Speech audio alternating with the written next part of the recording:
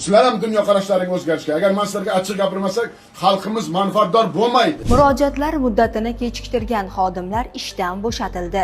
O'zbekiston Prezidentining Xalq qabulxonasi ma'lum qilishiga ko'ra, aholi murojaatlarini o'z vaqtida ko'rib chiqish bo'yicha talablarni buzgan vazirlik, idora va hokimliklarda o'tkazilgan tekshiruvlar natijasida 19 nafar xodim ishdan bo'shatildi. 36 nafariga nisbatan esa intizomiy chora ko'rildi. Bildirilishicha, Prezidentning 2026-yil 1-apreldagi 51-son farmoni ijrosi doirasida davlat idoralarining murojaatlar bilan ishlash faoliyati o'rganilgan.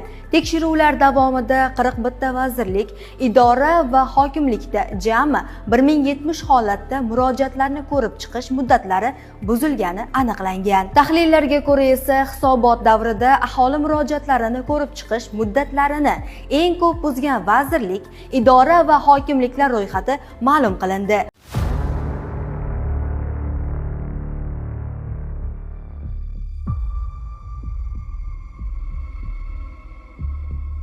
Ichki ishlar vazirligining yo'l harakati xavfsizligi boshqarmasi tomonidan oxirgi paytlarda juda ko'p tashabbuslar, shularni tashabbusi asosida qonunlarga kirityapmiz.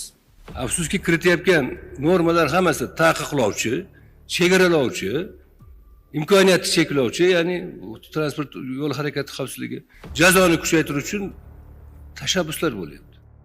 Ko'ring o'zingiz, 66 tushganman. Birga farq qilyapti, birga. 5 ta radar baravar keldi, 4 tasi yo'lni buyoq betiga radar urgan. Avvalo tezlikni oshirish noto'g'ri ish, buni bilaman. Da'vat qilmayman. Любой odam 65 dan oshirib qo'yadi. Bir oshirganman, bir. Gaisi ham oshiradi, boshqasi ham oshirib qo'yadi. Polibom. Yo'limniki man hech qanaqa radar belgi yo'q, zinak yo'q, lekin meni radar uryapti. Hech qanaqa ogohlantirishsiz yo'lni buyoq betidan. Bu qaysi normalarga to'g'ri keladi? Agar biror bir normaga to'g'ri kelsa, biz to'g'ri kelsa kelmasa ham pulni to'layapmiz-ku, prosta hozir endi bundan buyog'iga alam qiladigani 12 ball yig'ib qo'yilinishida и prava 6 oyga rishon bo'lishida. Shu to'g'ri ishmi? Yo'lni buyoq betiga. Radarning normativi bo'yicha ko'rinadigan bo'lish kerak, temir stalbada turish kerak, yo'l o'rtasiga chiqib turish kerak, ko'rinish kerak, odam o'tayotganda bilish kerak degan joyi bor-ku.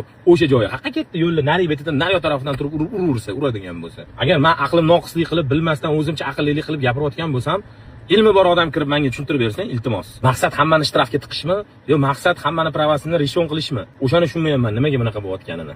1-aprel sanasidan hisoblanganda 22 kun davomida hattoki ba'zi haydovchilar 10 ballgacha yig'ib olgan holatlar ham mavjud. Bilasiz, jarima bali olingandan so'ng uni boshqa haydovchiga qaratish, ko'chirish yoki boshqa uslublarda o'chirishning umuman imkoni mavjud emas.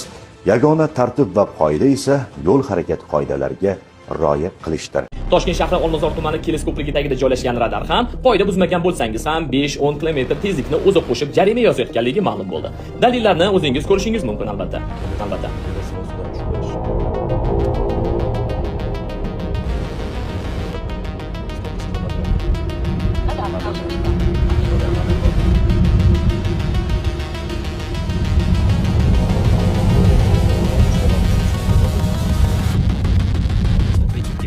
Bu yo'l videodagi mana kilometr 60 mana trekker bilan ketaman. Mana yo'ldan jentra chiqib keladi videodagi. Mana kilometrga qaranglar 58, 57, 60, 61. Mana jentra, mana yo'lda trekker ketadi. Van skorosi 62. Mana radar. Mana 61, 60.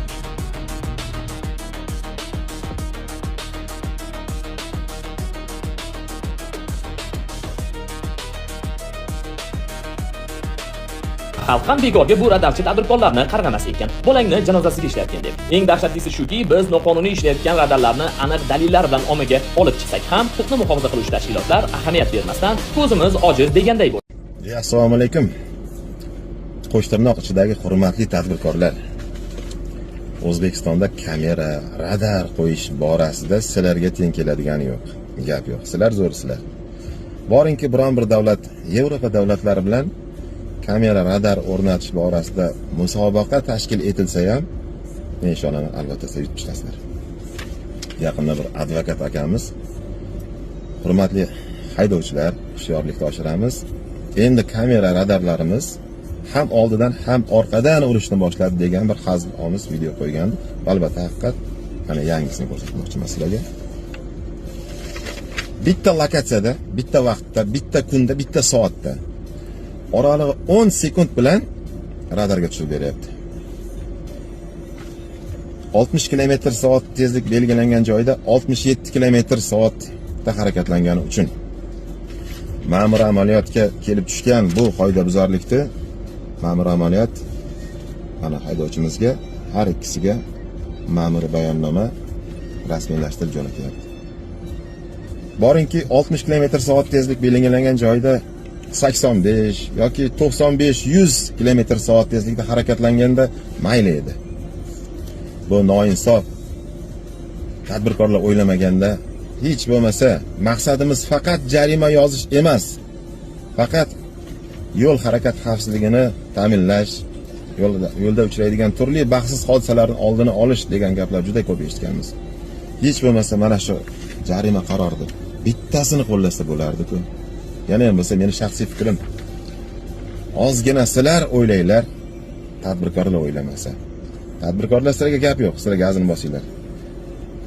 Mas'ullardan iltimos qolardik. Mana bunday holatdagi qoidabuzarliklarga ozgina bo'lsa ham imtiyoz berib, haydovchilarni ozgina o'ylanglar. Ballik sistema ishlab turgan bir vaqtda haydovchilar qiynalib ketmasin bunchalik. Fikrlaring kommentariyada kutib qolamiz. Radarchilar, tadbirkorlar sizlar zo'rsizlar. Bosinglar. Shu vatanning fuqarosi, shu xalqning bir vakili va mana shu yo'l transport tizimini bir a'zosi sifatida, foydalanuvchi sifatida bu haqida gapirishga majburman. 12 balli tizim eng nohaq tizim deb bilaman. 100% bu gapimni isbotlab beraman. Qanaqa isbotlab berasangiz, mana bitta misol bilan tushuntiraman. Qarang. Inson faktori umuman inobatga olinmagan. Nima uchun? Masalan, 70 yuradigan joyi, masalan, shahardan tashqariga chiqdi, 70 yuradigan joy, 75 gacha ruxsat bor, limit bor, 5 ta bilasizlar. 76 yurib qo'ydingiz yoki 77 yurib qo'ydingiz. Bilmadingiz, mashinangiz tez, elektromobil, sal bossangiz tezlashib ketadi.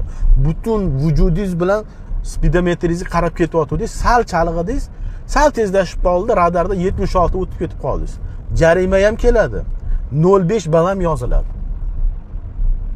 Qarang, qanaqa nohaq, nimaga shu yerda inson faktori umuman inobatga olinmagan? Texnik pogreshность masalasini ijobiy hal qilmasdan turib 1 km/soat tezlik uchun ham jarima balli rasmiylashtirish bu haydovchilar hamjamiyatiga nisbatan yo qasd, yo xato, yo xiyonat. Bundan boshqa ta'rif topolmadim.